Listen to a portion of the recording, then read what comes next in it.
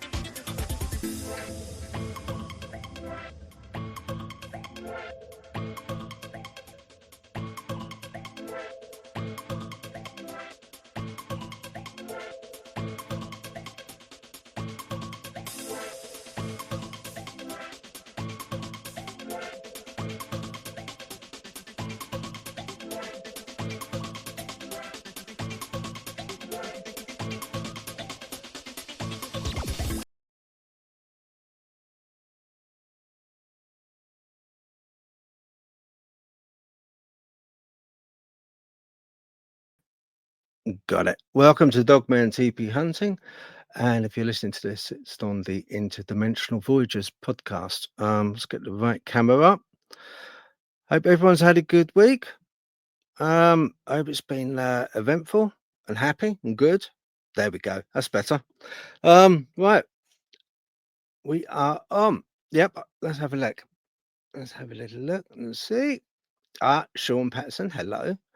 Yeah. Got Kate. Hello, Kate. I'm wearing my Game of Bones t-shirt, actually. Yeah, that's it. I want to say thank you to Dornio70 and also to Roxy B for doing the moderation in the chat. Please be gentle, everyone. But it helps a lot because I was kind of getting a bit flustered with doing the chats and the videos and like kind of everything else. It was like getting a bit much. So if I could leave those girls to take care of the chat, that'd be wonderful. Absolutely superb. Got Drew Hollings. We've also got yeah, John Patterson, Drew Hollings, Kate. Yeah, Kate really. It's very lovely. Good. Right. Anyway, I just want to show you something because I'm quite impressed actually this evening, and I have actually got some new lighting. Let me just put it up, just up there. See this new lighting up here? Yeah, I've got new lighting there as well, and I've got a new light over here for this other camera, and I've all the stuff about at the back there. But I just want to give a really big shout out. Thank you very much to Dave for the lighting. It's absolutely superb. Very, very kind of you. He donated the lighting, and very kind of him. I was going to say, I managed to get a change out of a £5 on this, but I do appreciate it. Thanks ever so much, Dave. You know who you are, but yeah, really nice guy. Let's have a look. Let's have a look. Right. Setup looks good. Oh, thank you very much. Yeah, yeah. It's just the plonker who sat here that doesn't look good, but um, right. Yeah. So okay, what we've got. I'm going to see if what's happening with the guests. I have got two guests coming on, both from the States. So hopefully they'll pop up. It's usually about 7:30ish. Okay, but until then. I wanted to talk a little bit really about um, uh, with these teepee structures and stuff that we find in the woods. If you want my honest opinion, what I think they are, right, is I think they're as enigmatic and as crop circles. I know you're going to say it's completely mad, but you think about it. Uh, a lot of the shapes of these structures that we find, they're quite geometric. They're quite built, no matter what country they're in, where they are, they're always built in the same manner. That's better. They're always built in the same manner. And I'll bring some up just to show you. Let's have a little look. And you get X's, and you get branches all bent over, which is look at this. I mean, look, that was sent in to me, by the way. But that's pretty badass, isn't it? That's pretty badass. That is. It's it's a hell of a branch bend there, isn't it? Tree bend. And you've got things like this, and there's no accounting for this. There's no uh I'm not saying that all teepees are and structures in the forest are built by a hulking great Sasquatch. I'm not saying that. I'm not saying they're built by a dogman. Not all of them. Not at all. But the occasional ones that you find, which might be a long way into the forest, a long way into the woods, and the ones which are of a very particular shape and design, there's no accounting for.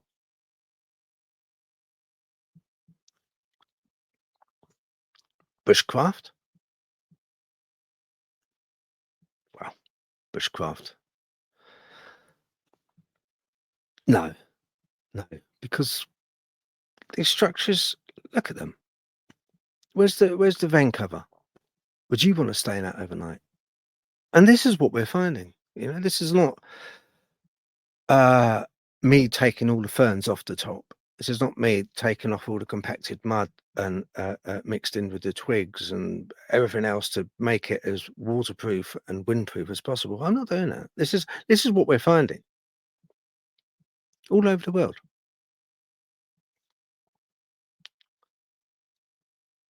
And when I say they're as enigmatic as crop circles, I mean that. We know that some crop circles, yeah, they have been mimicked and made by people with boards and ropes. But might I add, that was during the daytime, over 8-hour period. Don't think anyone's done it at night yet. I'm not sure. Let me know in the comments if they have. Look at that for a minute. So there's a lot of work gone into this. All of the branches they're not sawn with a bow saw off the tree. They're all picked up, lying on the ground. They're all like windfall, if you like, widowmaker, all picked up off the forest floor, the wood floor, and then weaved in to a central spine. And we've been here so many times. I wanted to mention it because not all of them are made by kids. Now, I was talking to I was talking to a lady that I work with, funny enough, when I do finally go back to work, once my leg's okay, and I can get between the sofa and the kettle and the sofa without hobbling. And she runs the ACF, which is the Army Cadet Force. Yeah. And I said to her about these structures, and I said, "Oh, well, what do you make of them? You know, I mean, are they made by you?" She said, "Oh, yeah." She said, "Yeah, we make these things. We make them. Um, we do make stuff like that, Phil. Yeah. Um, but one thing you've got to remember, Phil, is with the Army Cadet Force, we take it apart again." She said to me, "We leave no trace." And that got me thinking. Yeah, I can understand that. Leave no trace.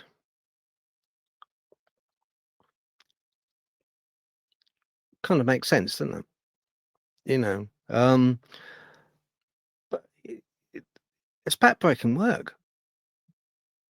And I'd like to know what you actually think. You must have out there's a lot of people that go out in the woods and come across this. What do you make of it?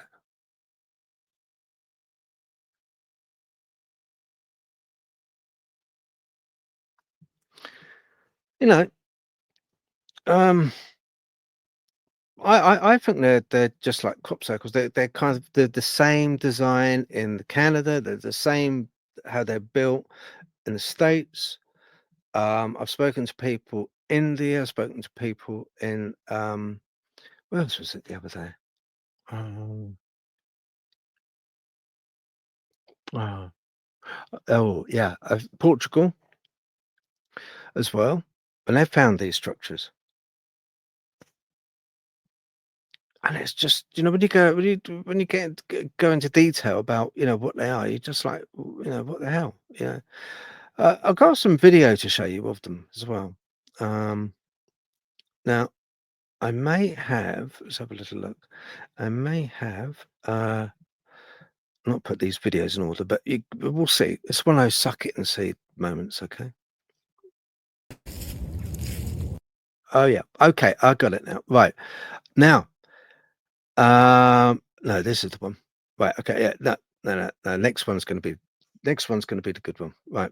Okay. Just bear with. Bear with. All right. So this one is of a TP structure, typical TP structure. Okay. That I found over here. That's they're the same everywhere. They're the same everywhere. They're the same build type, which is crazy. It's like there's some handbook that somebody's got. Gives out to so if it is school kids, gives it out to school kids. Well, this is the way we're going to make it, and you've got to put a central spine up, and then you've got to scour the forest floor, pick up all the pieces, make sure they're weaved into one another and resting on the central spine. Oh, and don't forget to bend the branch across. Okay, it's just crazy, crazy, crazy. Here we go. Anyway, okay.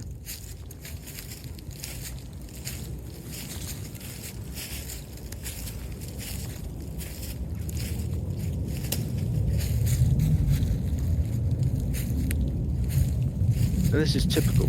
This is typical one.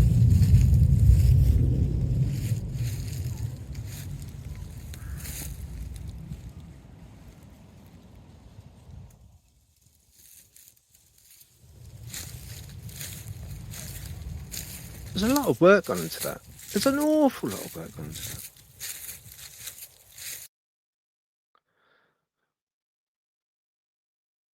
Yeah, let's have a look. Let's have a look and see who is on the chat so far. See what's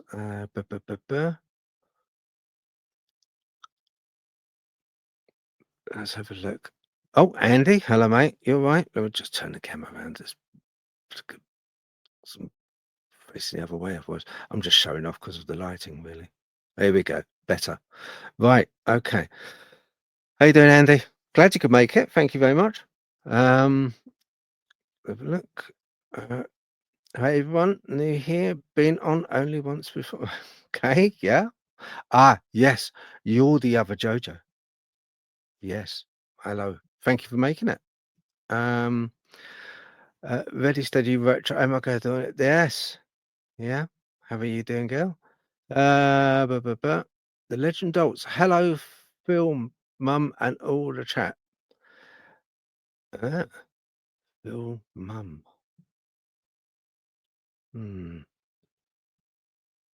Be creepy if mum just like kind of came up from behind. My mum's 92. Can you believe that? 92. It's crazy, isn't it?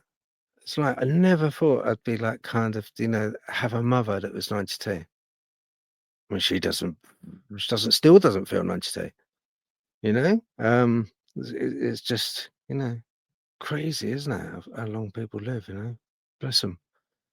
Yeah, and she does ever so well. She does ever so well. All credit to her, Although, she's on water tablets, and anyone that's on water tablets kind of knows she's constantly, it's just it's difficult trying to reach the toilet without, yeah, tenor lady. Oh yeah. Yeah. Let's have a little look here. Hi, Legend Auckland. Yeah. Okay. Yes. Yeah, exactly. Yeah. Let's have a look. Let's have a look. See what's on there. Ready? It's a teepee structure. My friend runs a Bigfoot show. Yeah. Teapot. Yeah, that's right. They're just odd, aren't they? And I'm going to show you a video now. Right? I'm going to show you a video now that was sent in to me by a lady called Anne Lund. Yeah, Lund. And she runs a Facebook page called Haunted and Waiting. Okay, I'm going to mention them because I'm on a page and it's a brilliant page. It's American, right? She's an American lady. But so she just like kind of investigates haunted stuff. Get it? Right? That's it. Haunted stuff. Okay. So anyway, she posted this video that I saw ages ago. Ages.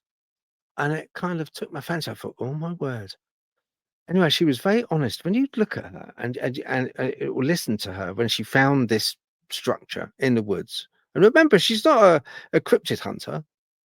If she's she doesn't go looking for stuff like this. She is 100% like ghosties, paranormal, yeah, which is fine. But that's great. But it made it that much sweeter when she found this, because when you listen to her response. Yeah, I'll put it up. Hold on. I think, this is the one. Explore. And what's weird about this is like a lean-to. And if you look, there's like a piece of like metal in there. It looks like a piece of a car, like maybe a car fender. And there's something in there, but can't see. It's definitely metal. And there's no opening to this lean-to. And there's no opening to the lean-to. So it's completely, whatever it is completely covered. So, a little creepy, for sure. Oh, there's more on this side. It's a different color. Let's see. Oh, yeah. Yeah, there's more. That's weird. Zoom in. Spooky. We always find it, right?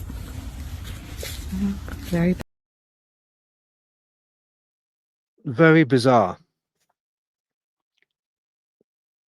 Yeah, very bizarre. It is very bizarre. You know the most bizarrest part of this? I'll tell you what I find the most bizarrest part. If I was going to go to the woods or forest and go and set myself up a bonfire, take along a bag of marshmallows, hot dogs, in the middle of a forest, in the summertime, wintertime for that matter, doesn't matter, I'd be reported. I've been reported to be white ties on me, but come on, out you go. No, what do you think you're doing? I'll be doing my flint, but no. No. It's a forest, mate. You know, you're going to set it alight. And this is what they found in the States. I was reading that in Nova Scotia, I think this is a lot of Montana, a lot of places in the States where you've got big forests, huge big forests, and they find these structures, but they're massive, huge. We're talking like, woof. On going by some of the stuff I've seen, 15 feet tall, up against a tree. All of these branches just like boom, molded up against a tree, held up there. And they're taking them apart because obviously it's a fire risk. It's got to be a fire risk, which is what we're finding over here. And yet, rangers, I never see rangers take them apart. I don't actually see anyone build these. I, as of yet, haven't spoken to anyone that has built these.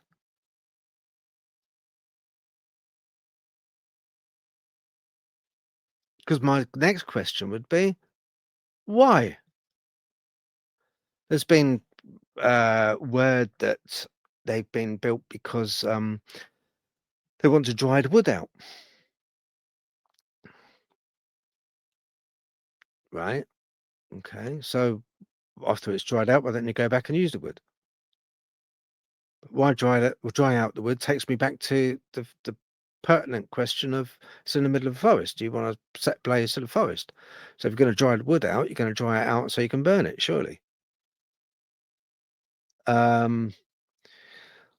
So, but they never take the wood after it's dried out. They put it up vertical and never take the wood out while it's dried out. But you also,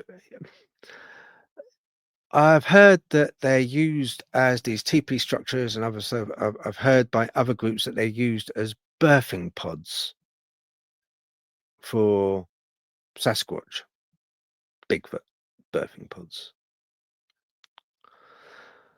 I'm not so sure because the ones that I've seen, getting into them, I'm 5'6" and 3/4, and I've got a few pounds on me. Granted, I couldn't get in one.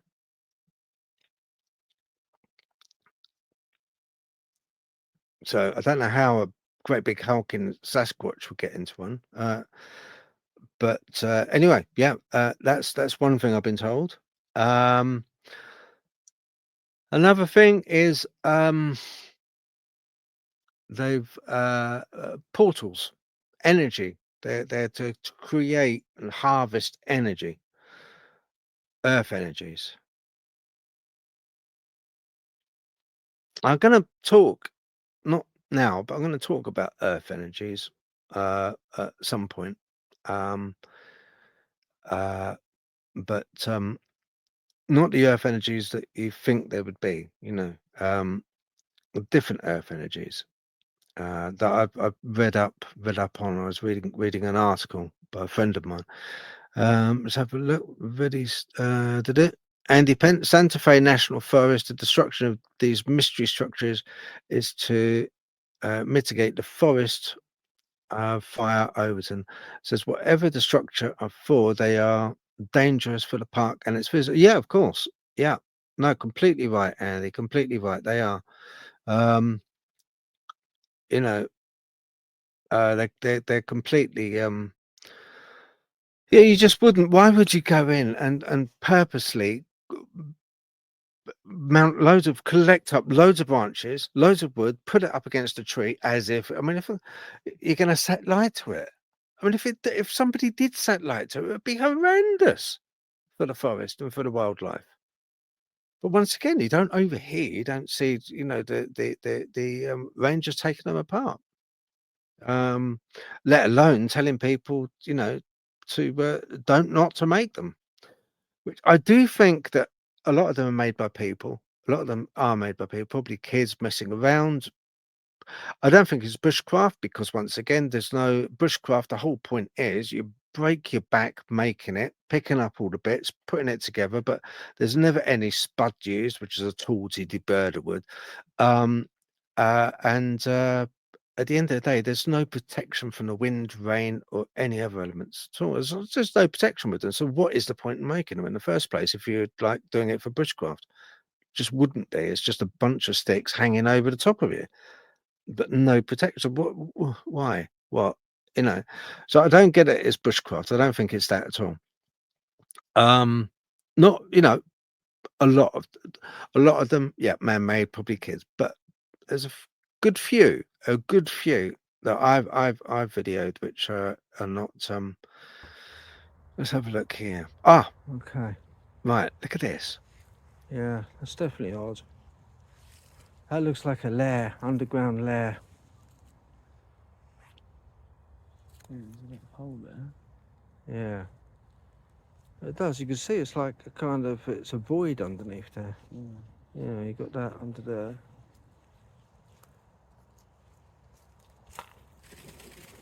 See that, man?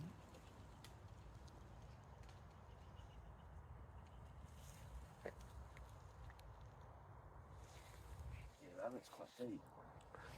Is it? Yeah, I can see it. Go through the hole. Okay, right.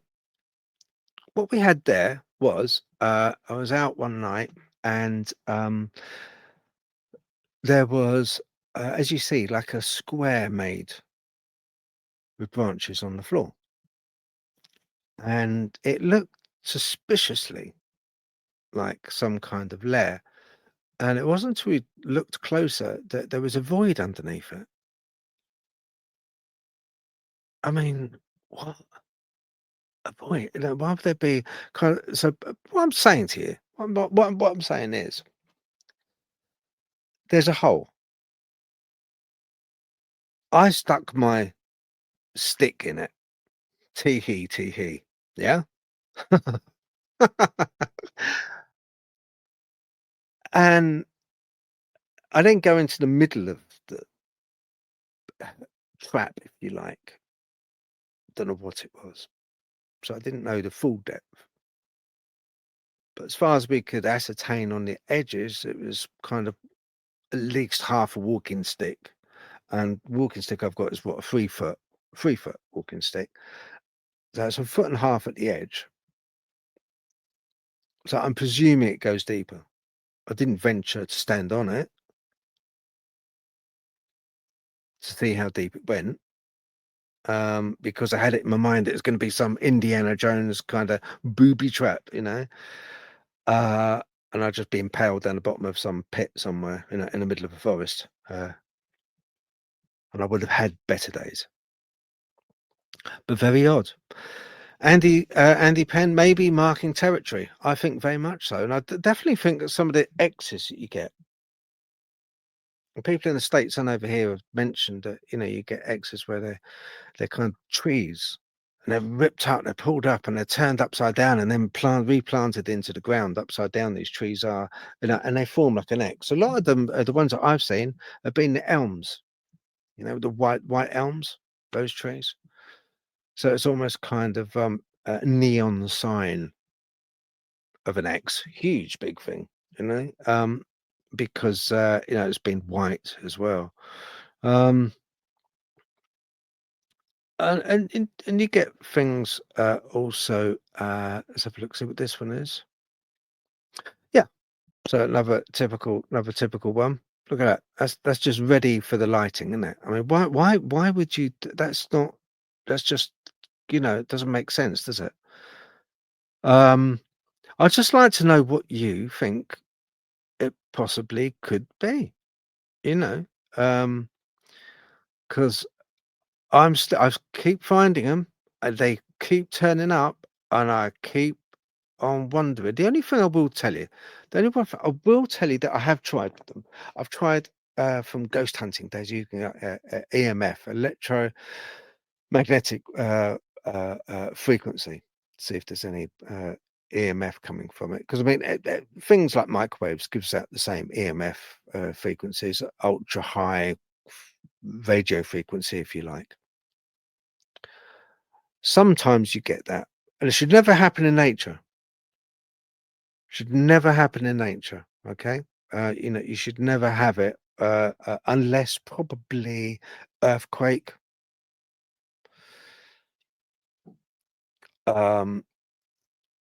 electrical storm. But other than that, you shouldn't normally get EMF readings from nature. But you do get them occasionally in these TP structures. You do also get temperature changes in these by 1 to 2 degrees. Try it for yourself. I use a laser thermometer. I stick it the ambient temperature outside. I take it. It might be 18, 19 degrees C. Inside, it's a degree less. Sometimes 2 degrees less.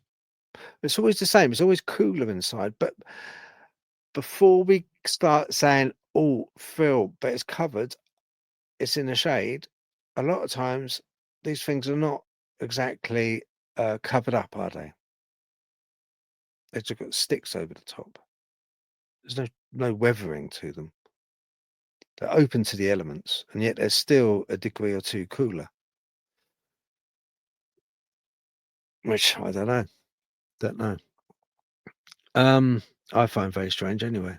Right, okay. So I've got another I just wanted to mention that, and let's have a look, see what we've got. If anyone's on the comments.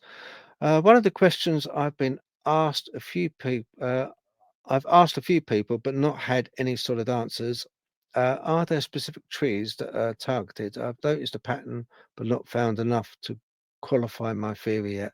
Well, as I say, the X's, I found a lot of those elms, you know, the white barked ones that they use. I'm not a botanist, so I'm not kind of that great on trees themselves.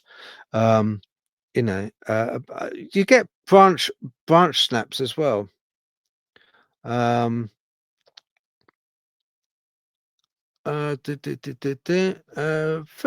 what's the white looking creature to the left of this image? What, this image?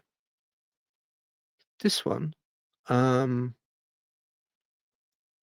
Or did you mean, what was the last one I put up? Hang on.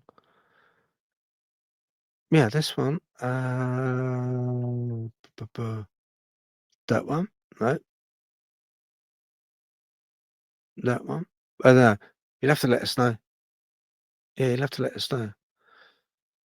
But yeah, it could. I think, personally speaking, I think they are shelters. They're used for like as hides for them. And when I'm saying for them, I think that cryptids, yes, I honestly do. You also find like a seat inside, like a stump. And I say cryptids, yes, I do, because they're all built in the same manner. And there is a manner to these things. They're built in the same way. And the shapes are quite geometric. Like this one, for instance, the shapes are just sort of, you know, the X's, the tree bends. There's no logical reason why somebody, especially kids, they got a low threshold for patience anyway. Are they going to really collect up sticks from the floor? Are they really going to carefully bend a young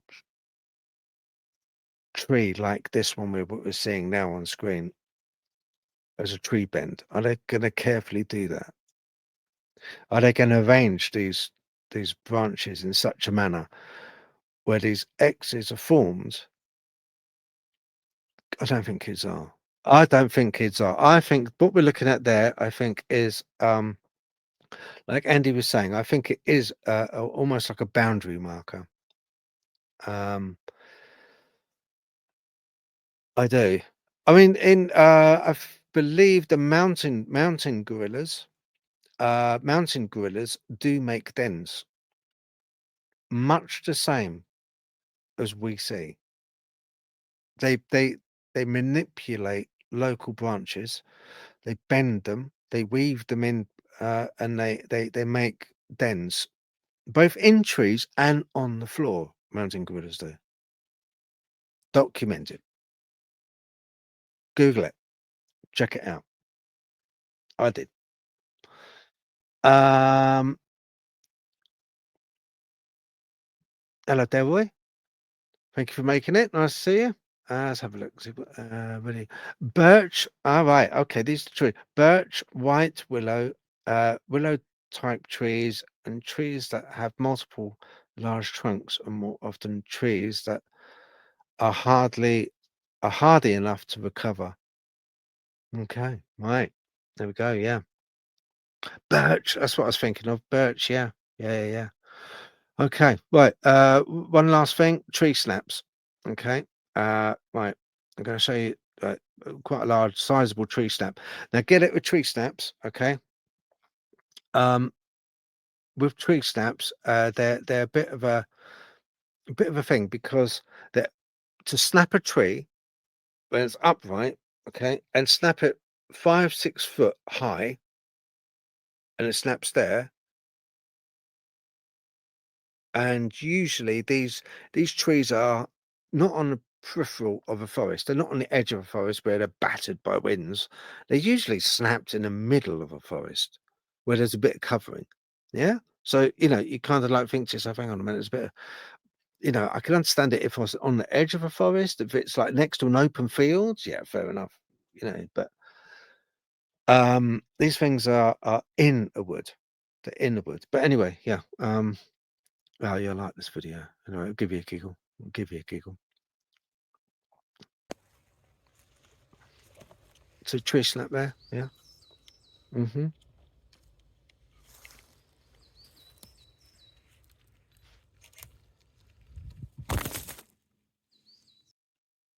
Yep, that's it. And I had to kick several times to wake her up. Yeah. A lot of people tend to fall asleep when they're out with me. Not usually when they're holding the camera though. But yeah, so just the gentle little prodding with my foot just to wake her up again. Yeah, so yeah, but yeah, tree snaps, I don't know. That's another one. Odd, that's an odd one. Now I did an interview. I'll just bring the guy up. Now hopefully he'll come on this evening.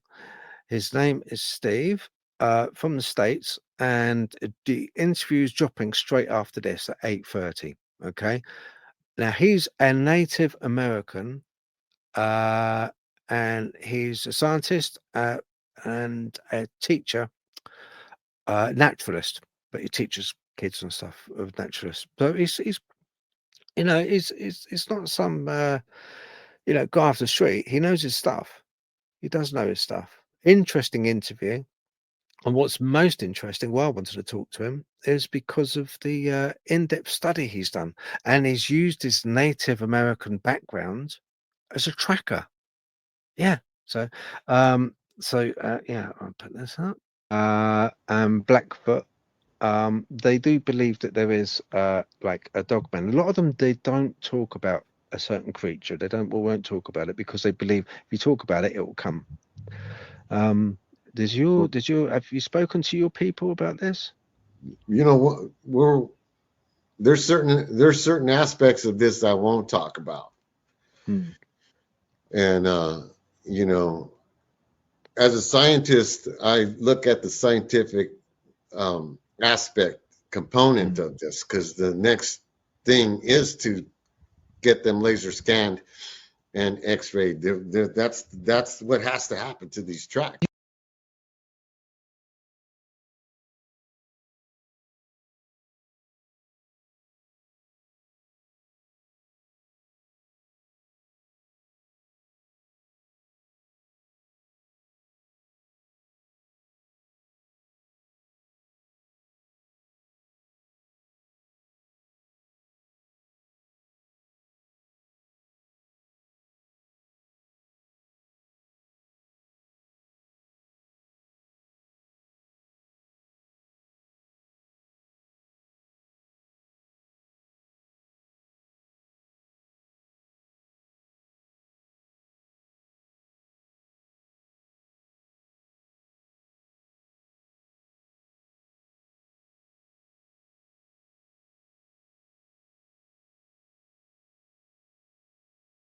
Okay, yeah. Sorry, you didn't hear that. He has. You've lost sound. No sound. Don't know what's happened. I've got. Yeah. Hopefully, got sound now. Let us know if I've got sound. Okay, a sound should be back on. Glitch in a matrix, I guess. He's bona fide from the point of view of he's quite honest about what he's got from the point of view of casts, and he's taken casts of Dogman prints. He's also taken casts of uh things like bear prints, and bear prints are really strange. You show a bear print, it's like an elephant, so it kind of like comes down all in one. It's no heel, there's no toe, it just comes down in one pad, and that's it, it seems to. But the Dogman prints are fascinating. He's got tons of them, tons of these prints.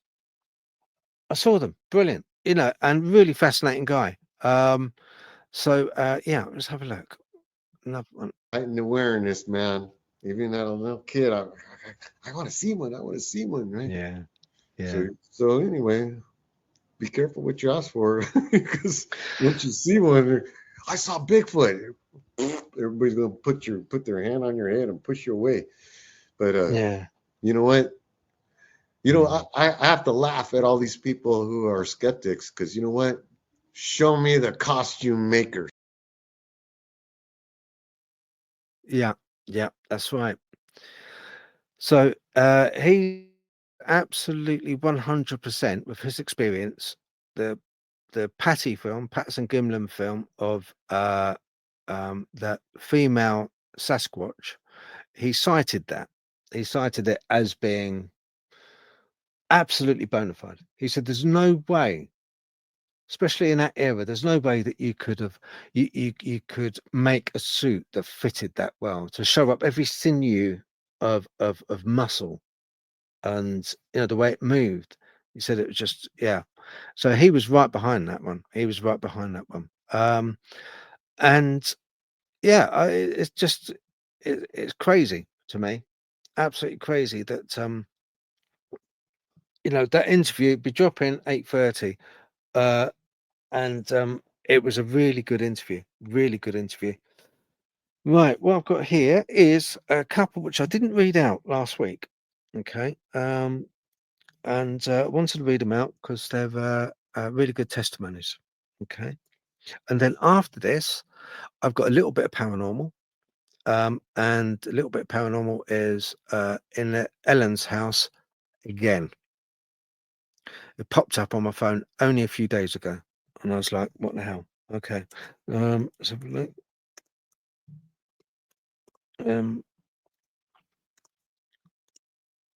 Okay. Okay. This is anonymous. Okay. So, right. It's anonymous. So they wanted, don't mind it being read out. Okay. Right. So, a lady sent this in. Lovely lady. And, and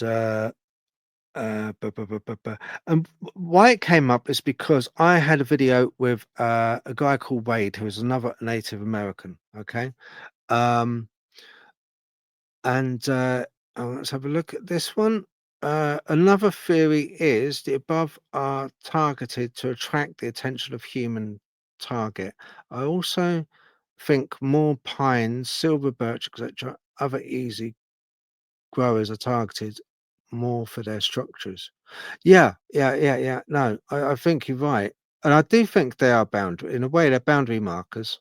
Um, and I think they're probably a lot of the smaller ones are cobbled together by the younger, uh, if you like, if they're going along, the direction of the spine, the direction of the structure will denote either where the prey is going, the deer, or where the pack are. And I think it's all to do with that. That's what I believe, because very often, I'll say this once, very, very often, I will find right near to these structures X's. I'll also find Y's in the trees. like a branches made into a Y. And so definitive, you can see it. It's like, it's not something which is just happens where a branch falls down in such a manner. I know the difference. I do know the difference. I've been so long out in the woods, all around the country,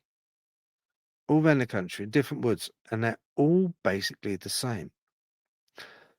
And I do think that they kind of in a way they migrate, and I think there's they're markers, they're boundary markers, and they're also markers to say, look, deer went this way, follow us this way. I don't think they live in them. I don't think they particularly use them as hides. But that's my theory. It is a theory. It is a theory. But yeah, that's what I believe. That's what I believe. Because in the local area, you also get lots of other Y's and X's and strange stuff going on as well. I also come across a lot of witchcrafty stuff as well. Twigs like Blair Witch.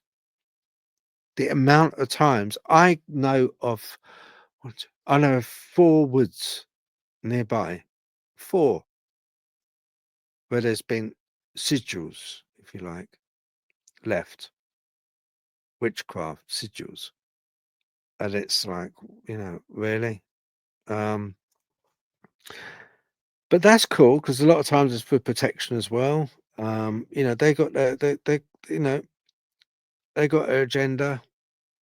I know some sigils what their meaning is. A lot of times they put up boundaries. They're used as boundaries as well. Funny enough. But right, let's have a look here. Another one. Has anyone seen or know what the ladder type structures are? Dogmen or forest people? Yeah, I've seen those before. These ladder type structures, and they are quite odd. I've only seen them. And usually, you find the ladder type structures close to a large fallen tree, and it will be like just a tree, the tree trunk, and then close by it, a ladder structure. And it's not in a way that you can kind of like safely climb the ladder, but they're pieced together as if it looks. And I've even seen them where they've been on the floor in the shape of a ladder on the floor, where you've got two long branches. I've got photographs as well of this. I'll put them on the description actually. We've got 2 long branches. Then on the floor, you've got these smaller branches, just like a ladder on the floor, and you're just like, really? What? Once again, backs up my claim that they are it's signage, like Andy said. In a way, it's signage, So I think that's another thing which is quite important to take on. Right, testimonies. Okay, right. So Wade, he came on, done an interview about the Love Lake monster. He wasn't at Love Lake at the time, but he swore blind. Him and his brother, years ago, when they went, they saw this cryptid that looked like a large frog, but with scales down its back, like a spine of scales, like a prehistoric monster, that type of thing. And it came waist high out of the water, looked at them, and it had 2 piercing red eyes. And the eyes weren't like a frog, where it's on the side of the head. Yeah. These were predator eyes. They were facing front ways. Anyway, that interview was done. Really good interview. Check it out on my library. Really good. So she saw this, and it sparked off a memory for her. And she said, and I quote, like in Japan, they have frog-like men in water too. I heard a story of how people wouldn't walk through the rice field at night because of it. He, being Wade in the interview, reminded me of something that happened to me and my cousins when we were kids. Right. I was very young, so I'm only going off what I remember. But me and my cousins were playing on a garden swing. It had been raining and the ground was like a puddle. And an arm thing came up out of the mud and tried to get us. My cousin remembers this too. Usually the ground was just dry and cracked a bit. My other cousin climbed up the swing and we managed to run. I know I sound mad. If my cousin hadn't remembered it too, I would think I was mad. We didn't play on the swing after that until it was moved to a different garden.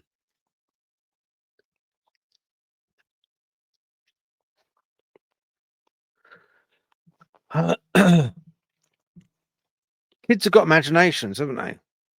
But to imagine that,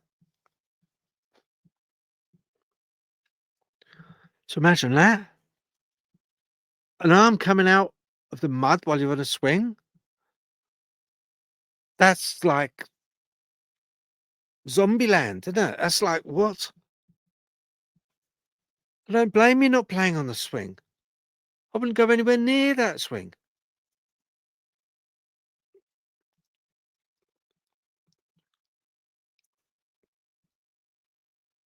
Okay, which goes on. The only other thing that has happened recently is waking up to a man standing over me. The first time I actually thought it was my son. The second time I saw him more clearly. He had short dark hair and a dark blue check shirt. Both times I tried to grab him, but obviously I couldn't. I didn't recognize his face, and that was about a month ago. Also, if anyone has an idea of what came up out of the crack in the ground that day, please let me know, because to this day, I still wonder what the heck it was and why it's never left my mind or memory. Remember, her cousins saw it as well. Now, I know she'll be watching this, so if anyone has any idea or has had the same type of thing happen, I know it's bizarre. You couldn't get than that, even for kids' imagination.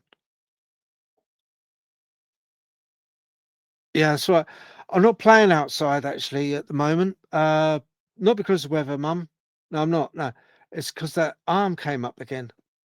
What arm? The arm, Mum. I told you about by the swing that came out of the mud. What? Arm came out of the mud? What are you on about, Phil? Yeah. You know, you just wouldn't. Even as a kid, you wouldn't.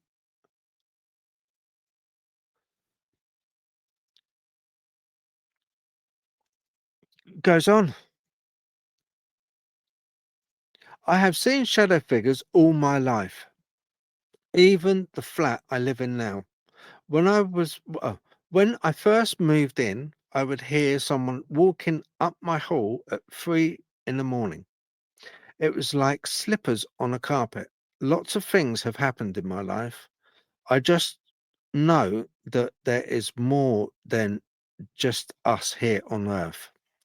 I can't type anymore just now because, yep, blah, blah, blah, because her hands were not that great. She's been typing. But yeah, she's right. There is more to life. There is more on this planet. There is more around us. It's just whether we see it. Some people can see it, others can't. A gas meter guy turned up today, and he saw my microphone, and because the boiler's only over there, and he said, "Oh, microphone, oh, could just make look like a swish swanky studio." It's not. I call it the padded room. It's our bedroom. Yeah. He said, "What's the microphone doing there in your bedroom?" So I explained to him what I do, and I said, "Do you believe in cryptids, Dogman. He was like, what? Do you believe in ghosts? Oh, ghosts. No, not really. You seen anything in the ghosty in your life? No. Everything you can account for, yeah. Every creak, every bang, yeah. Everything, yeah. There's nothing I've never heard of. So I do think it's a state of mind. I think we help these energies to, come out. I do think that. Right, lady goes on about this muddy hand. Okay, right. I quote now. I just remember a muddy brown claw-like hand coming up through the ground, and lots of bubbles like air coming up at the same time. I will tell you about the dream or visit from my the night my grandpa passed away too.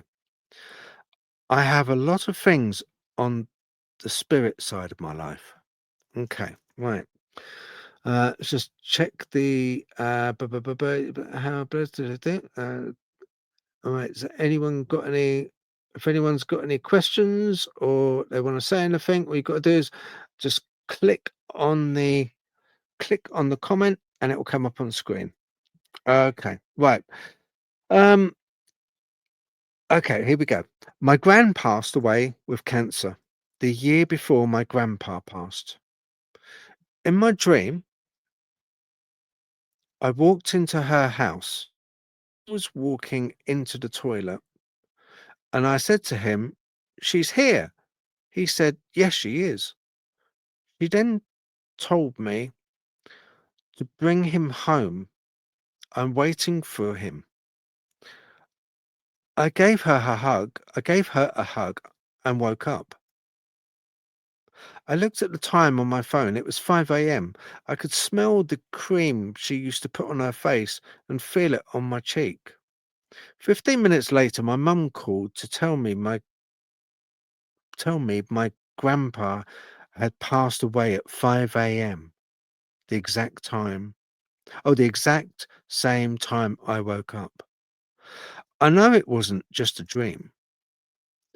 And her saying goodbye at the same time, I have never dreamt about her since then.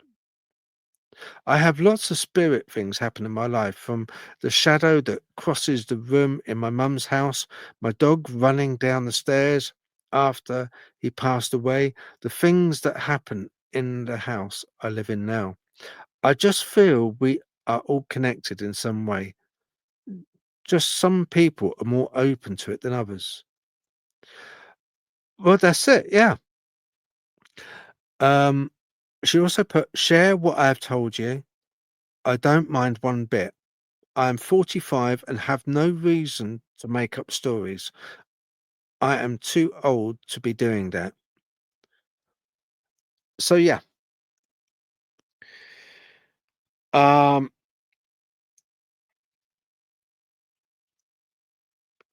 It's just,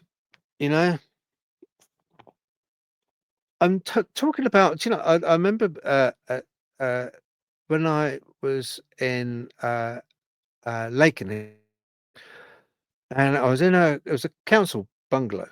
Okay. It's only a quick story, this, but you won't fall asleep anyway. Anyway, council bungalow. And what it had a central heater, and the central heater was an air heater, so it would like kind of suck air in and then blow it out through a vent at the bottom, and that vent would then vent out into each individual room through vents. So it was like warm air heating, yeah. Very expensive to run, very transient heat as well. It'd heat up, but then it'd be gone. There's no residual heat with it. It was either on or it wasn't. It was pretty crap, really. Another thing why it's crap was when you first started it up in winter, you would have to open up all the windows, doors, everything, because it would just be a blast of dust coming through. So not the best, really. So not great if you've got asthma or bronchitis or anything like that at all. Not the best from heat. Anyway, right. So this thing was a central air heater in the hallway, yeah.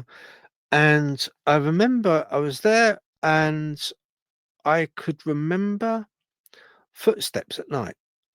Now, I always thought the footsteps was shuffling, like that lady was talking about, like a shuffling, like slippers on a carpet.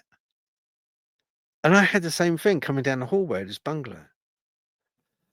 Blow me down. I thought, and I kept thinking, the noises sometimes when the heater was heating up, it would heat up on the economy 7 at night, and it would make a cracking noise. And the bricks inside, the heat bricks they were, and the elements would heat them up and it'd make a noise, like that every now and then. And I thought it was part and parcel of that. I thought this sound of like kind of just shuffling coming down the hallway was that. But in summertime, when the heat wasn't on, still heard the shuffling because we moved in winter, beginning of winter. But when we weren't using that heater, we still heard it. Every time we went out to the hallway, it would stop.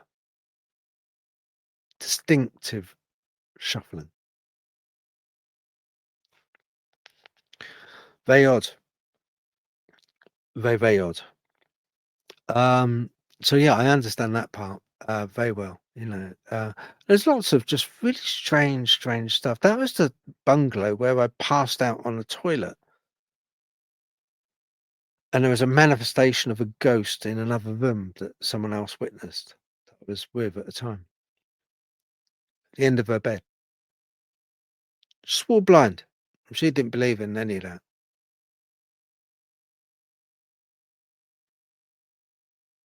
She used to watch Most Haunted, laugh at it, but a definitive old lady at the bottom of her bed and me passed out in the toilet for no reason at all. Just like, oh, that. Only went for a wee, but I had to sit down. I didn't go for number 2. I went for another wee. I had to sit down really quickly because it just zapped my energy. And at the same time, she didn't have strange bungalow, that one.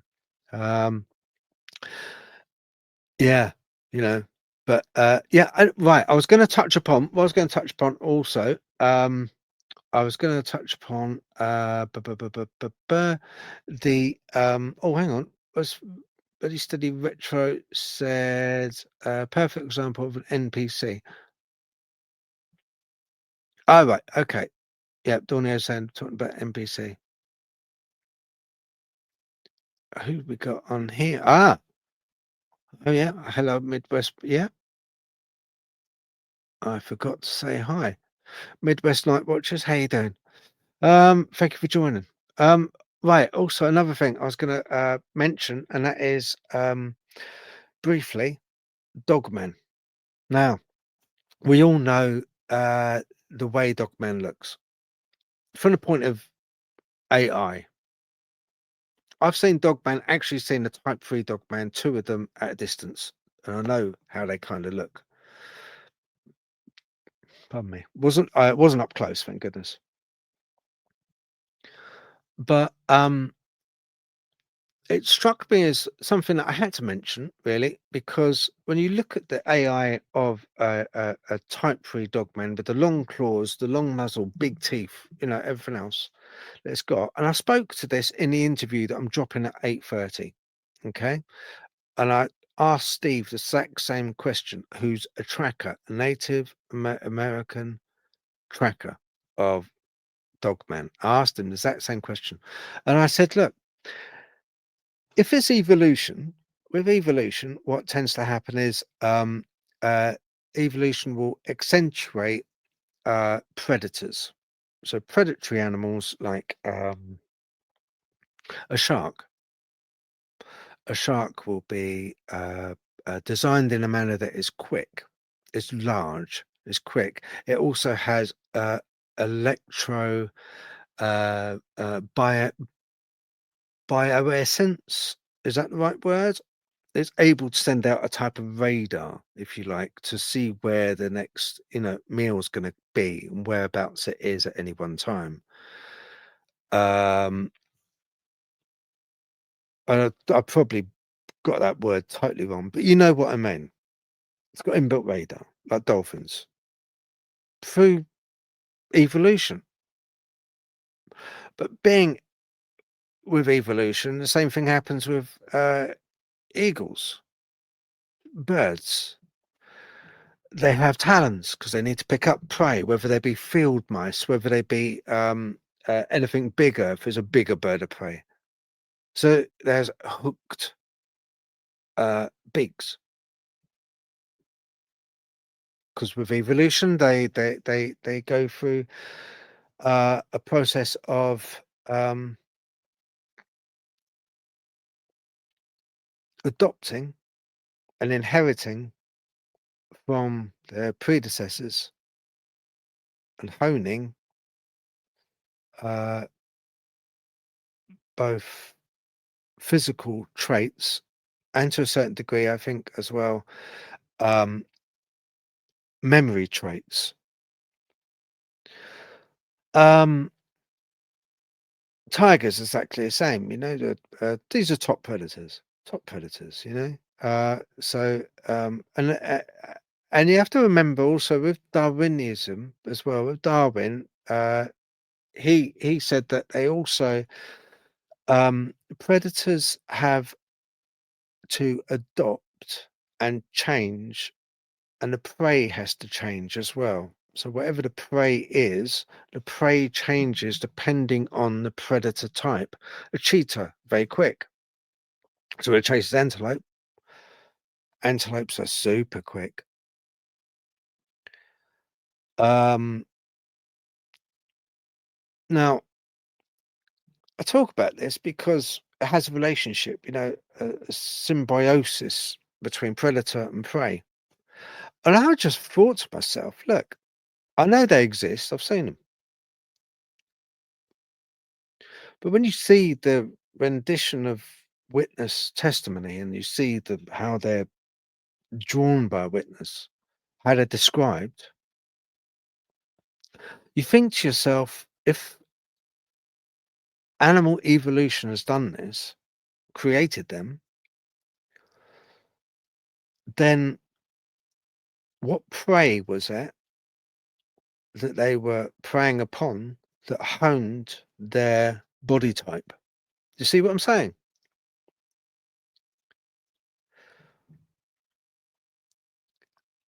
Cheetahs are quick because they have to be quick because their prey are quick.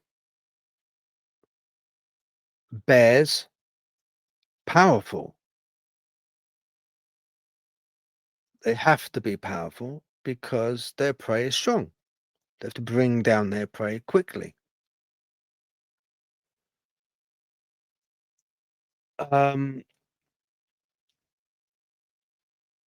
Thanks. Roxy got the word right with sharks. Yeah, electroreception. Didn't think of it. Couldn't think of it. Yeah, and also, yeah. Thank you very much, Andy. Andy and Roxy, completely right. Couldn't think of the word, but I knew what I meant. But yeah. So once again, with sharks, they adapt as much as they adapt. The prey adapt to them. So let's think about it for a minute. What prey has Dogman adapted physically to look as it does? You're talking about something which is like, on average, I've spoken to witnesses who've said from 7 foot right through to 12 foot for alpha male. You're talking long talons, long muzzle, big teeth, muscular, triangular in shape, top half body, small waist, big legs, muscular legs. So what in evolution, if it is evolution, what has adapted their bodies?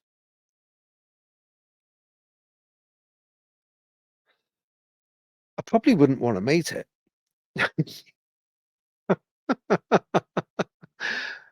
I probably wouldn't want to meet it. Whatever adapted them through evolution to look like that, to be so. I mean, they're top of the tree, predator. They're top of the tree. I was talking to Steve in the interview after this. I was talking to Steve about it, and I said, "Well, you know, black bear, no, wouldn't stand a chance against a adult alpha dogman. Brown bear, no. Cougar, no. Mountain lion, no."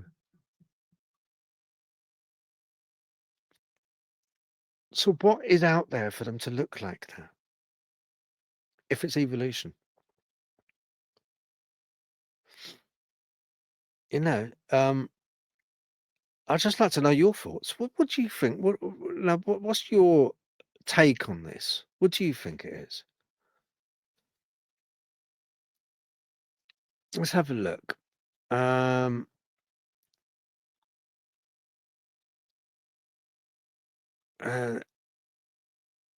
okay, yeah, okay, no problem. Bears are powerful and adaptive.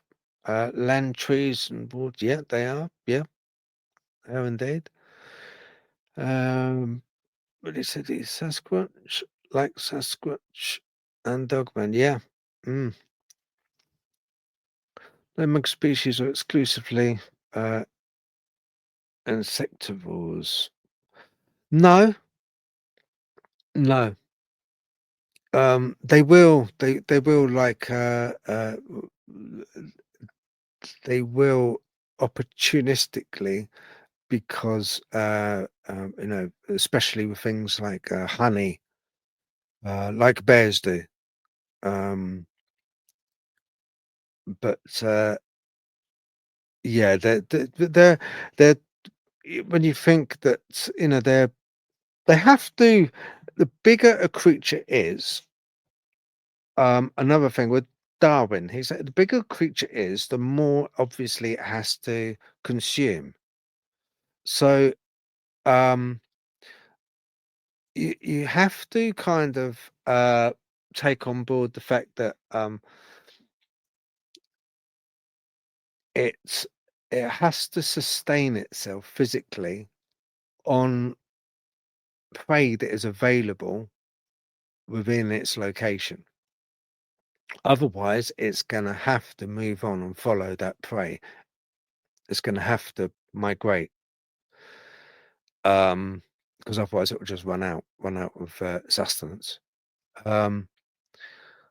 Which in this country, the main source of you know, prey is going to be deer. And when people start saying, "Oh, there's a lack of, no, there's not enough deer in the UK," rubbish, rubbish, a load of rubbish. We're overrun with deer. Oh, how you doing, Rich? You all right? Thank you for making it, mate. So yeah, you know, it's one of those things where it's just sort of, you know, a bit ridiculous, really. You know, I would just like to know what your thoughts are from the point of view of the design of Dogman, and take it to be, all right, because you know my idea. If you know me, my idea that it is basically that they are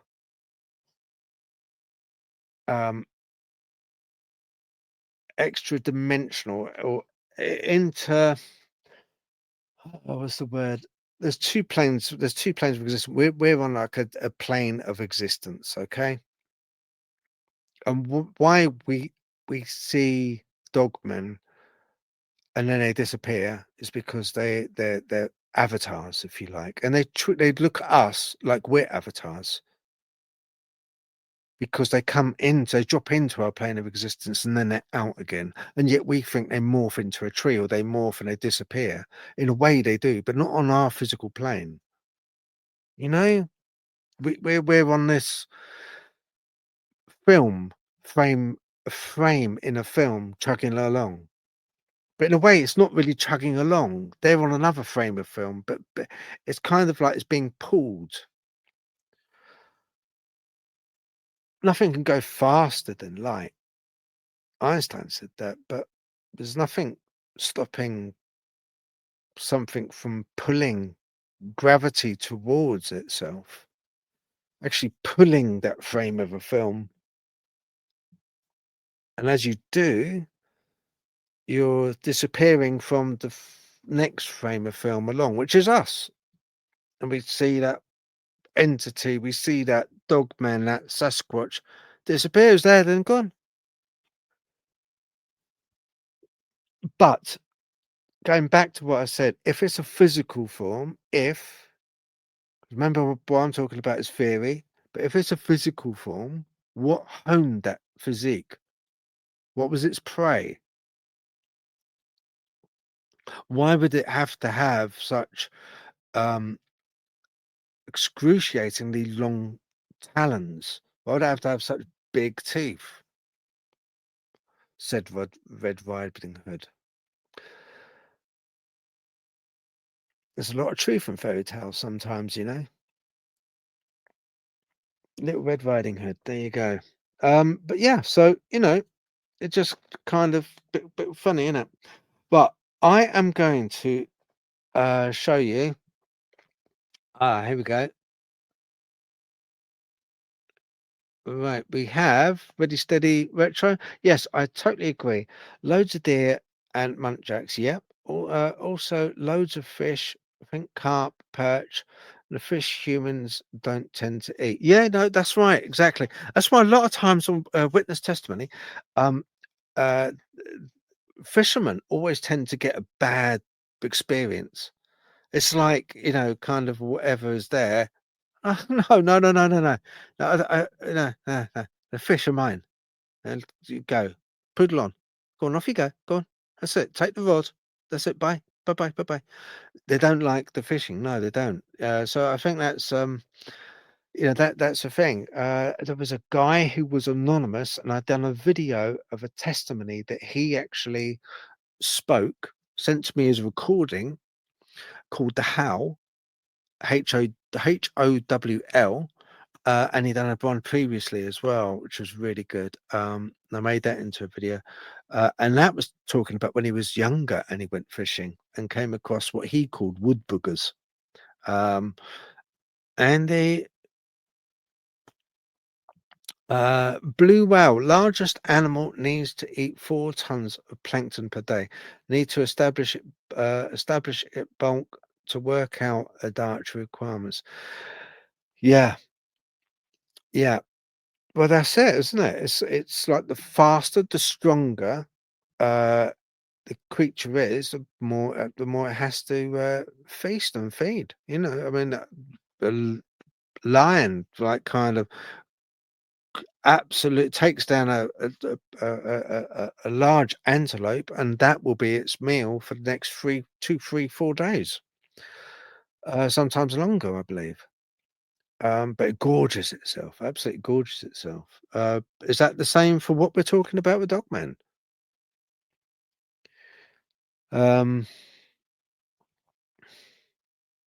Don't know, but there's something there with the way it looks. There's something there with the way it's honed, the way if it's evolution with that muzzle, that teeth, those claws, those arms, the speed.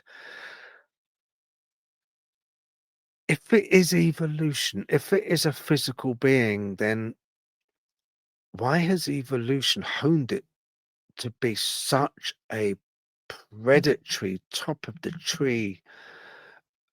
What is it that it's meant to have taken down? It must have been something horrifically big and horrifically savage to look like that. Do you see what I'm saying? Oh, hello, Jojo. Thank you for making it. Hiya. Dogman wins every time. Yeah. Oh, yeah, for sure. Right. Okay. So think on that. Let me know in the comments what you think. Okay, about that. with because I'll be talking about it a bit more.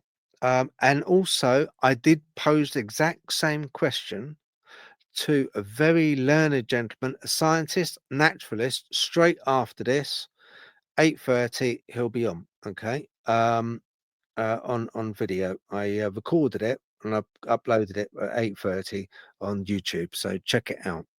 It's fascinating guy, and some of the stuff he says, incredible. About the same question. I gave him the same question. Oh, no worries, Jojo. No, thank you for turning up. Appreciate you turning up. Dogman's #1 fan is in the house. Yep, that's yep. And that for sure, indeedy. Okay, right then. Now Ellen's house. Okay. There was another little ping that came up from the cameras. I'll just have a drink and then hang on, I've got a bit of tea. Okay, so I got another notification. And another shadow. So what I did, I made it into a video.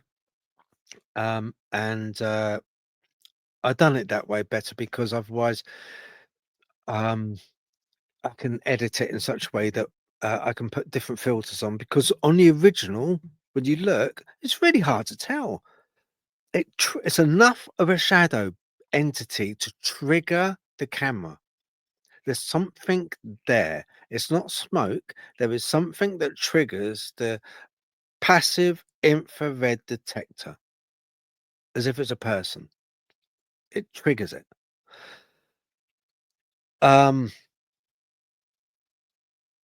That much, absolutely 100% true. Nothing else moving. And it's completely black in this room. What we think is light is just when the sensor comes on, so the infrared light comes on. But the detector sees something, and that's why it triggers. But anyway, right, okay. I'm gonna take me off, okay. I'm gonna try and play it full screen if I can. And then after this, going to wrap up. Then, if you want, have a look at the. I'll check the questions if there's any questions, or if anyone's saying, and I'll run through the comments before I go. All right, let's have a look. Where am I? I'm just finding it. Ah, here we go. Okay, I'll leave myself on. Might as well. Here you go.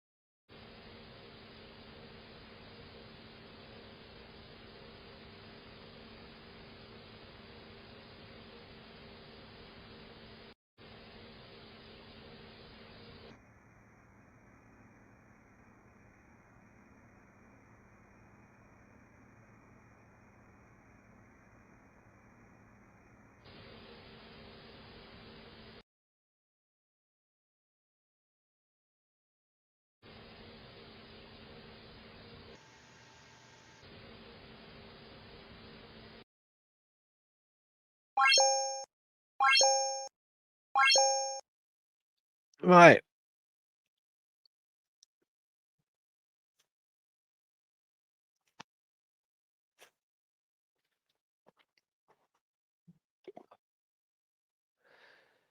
What do you think? What was that? What on earth is that?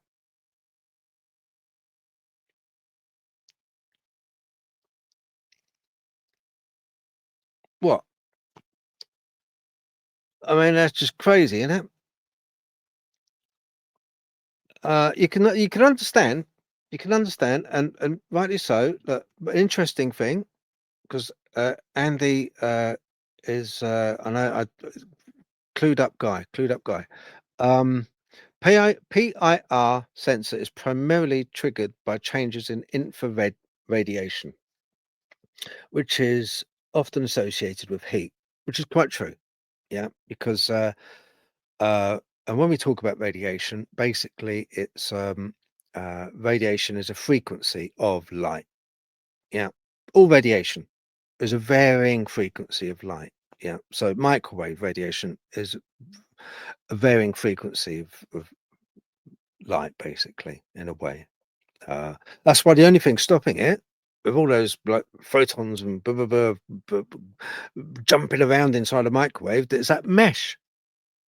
Stops it from frying your brain because they're so jumping around in such random patterns they can't get through the little holes in the mesh. So yeah, the detectors do work that way. But that then brings up another question. Heat. Is it giving off heat then, Andy? Is that what we're saying?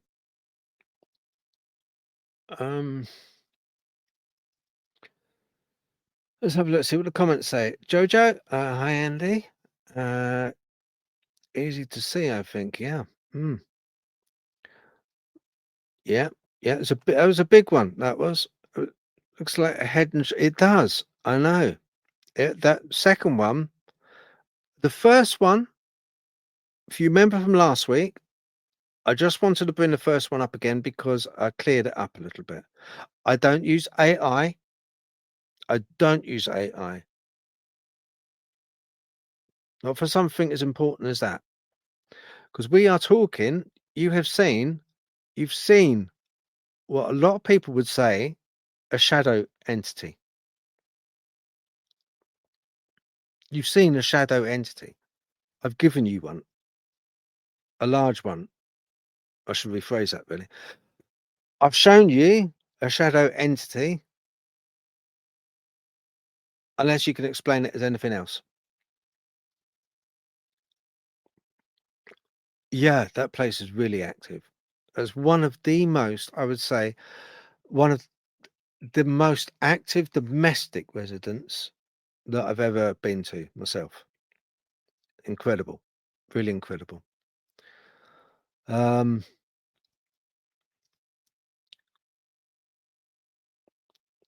It's just a strange, but I still haven't got from anyone what they think it is.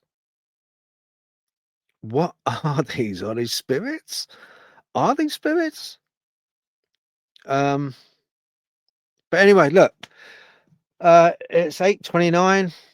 The interview, where I've been asking some pertinent questions about Dogman, about the way Dogman looks to a Native American tracker of Dogman, is starting on YouTube on my channel, 8:30 in a few seconds. I am going to say thank you very much to Dornio70, Roxy B for moderating, helping. I appreciate you both. Thank you, and I appreciate everyone that's dropped in. Jojo, Andy, Ready Steady Retro.